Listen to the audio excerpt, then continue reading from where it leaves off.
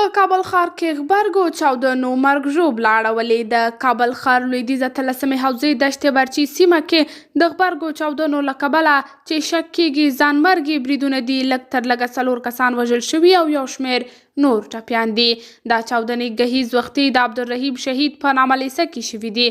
یادي لیسې ته نږدې پر یوه تعلیمي مرکز هم د لاسي بم برید شوی دی. د کابل امنیه قمندانۍ ویاند خالد زدران بیا پر خپله ټویټر پاڼه لیکلي چې دا پر ځایي شیعه اوسیدونکو شوی چې 6 کسان پکې وژل شوي او 11 ټپیان دي.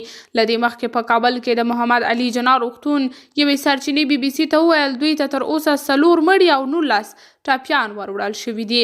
یو عیني شاهد AFP خبري اژانس ته وویل چاودنې داسې مهال شوي چې زده کوونکي له ټولګیو وتل. تر اوسه کومې ډلې د دې بریدونو مسؤلیت نه دی منلی، خو اسلامي دولت نومې ډلې داعش په دې سیمه کې مخکې خونړي بریدونه کړي دي. BBC ته رسیدلو تصویرونو کې امبولانسونه لیدل کیږي چې د پیښې ځای ته رسیدلي او ټپیان لیږدوي. په سیمه کې ځایي اوسیدونکي لیدل شوي چې د پیښې ځای ته په چغو منډې وهي. د کابل لویدیځ کې چې ډیری اوسیدونکي یې شیعهګان دي، له دې مخکې هم خونړي بریدونه شوي دي. په دې سیمه کې مخکې هم پر تعلیمي مرکزونو بریدونه شوي دي. قدرمنو لیدونکو، تاسې د دې بریدونو په هکله څه نظر لرئ؟ نظریات مو راسره په کمنټ کې شریک، ویډیو لایک او چینل سبسکرایب کړئ.